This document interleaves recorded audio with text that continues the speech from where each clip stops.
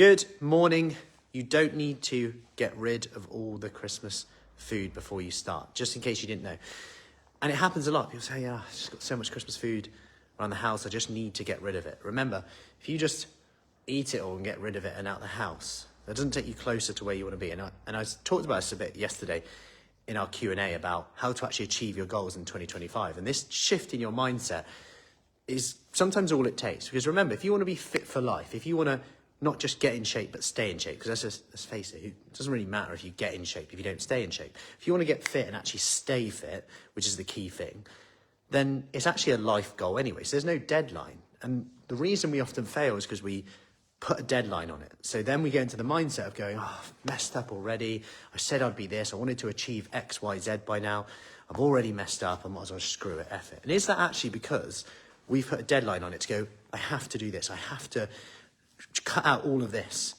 And I shared a quote yesterday. We often overestimate how much we can achieve in a year, but underestimate how much we can achieve in 10 years. Now, I'm not saying set a 10-year goal, but what I am saying is when we're trying to change our habits, change our mindset, change the way we look at health, fitness to stop us self-sabotaging, we've got to look at how we respond to these little moments, because that could literally be the difference between you getting results and not. How you respond to Christmas, to Easter. Like you've seen, Easter eggs are already in the shops, right? Like before you know it, there'll be more chocolate replacing that chocolate. So there's no need to get rid of it before you start. You can start if you're not in the right mindset. You can start if you've got no motivation. You can work on yourself, work on your mindset, work on getting yourself in the right headspace with your health and fitness whilst doing that.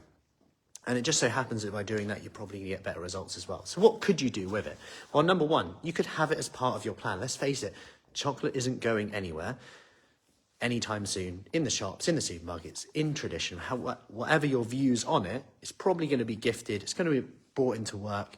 You're not going to get away from it. So what could you do? Well, you could plan it in, if you do want that, into your actual diet. So it's a part of the plan, not off the plan.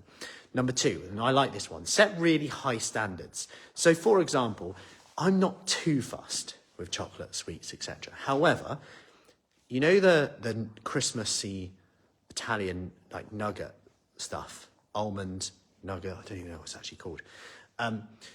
It's got like almonds in it, things like that, often berries in it. That is my high standard. If I get some of that, if there's some of that, I will have some of that. Delicious, love it.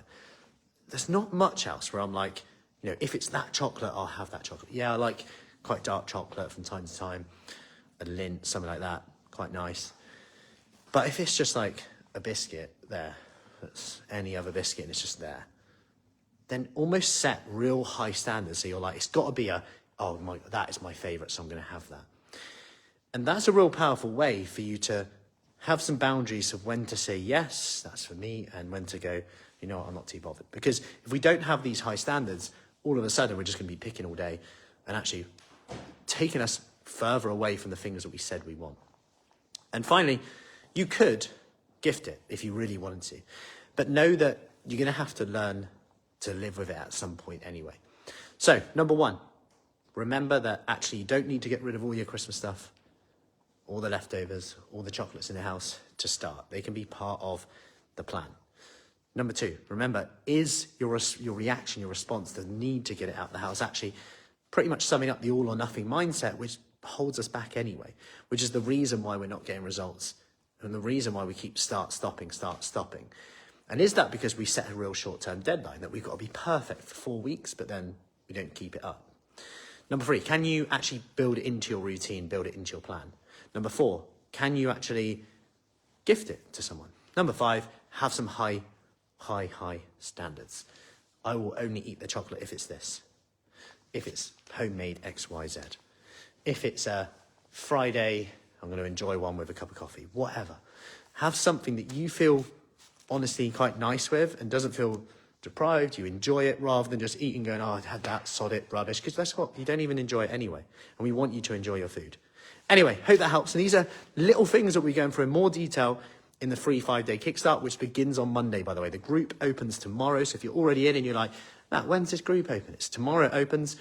And then at the weekend, on Monday, you get your first task, first workout. We're ready to hit 2025, nearly said 2026. Hard, ready to go. your pace, your level, 1% better every day. Shift that away from that all or nothing mindset into I'm getting fit for life. So if I don't have the perfect day today, it doesn't mean I need to mess up and slash all my tyres and have 4 flat tyres. Anyway, have an awesome day. I'll put the link to the 5-day kickstart around here. Make sure you register if you want to get results in 2025, and I'll see you soon. Take care.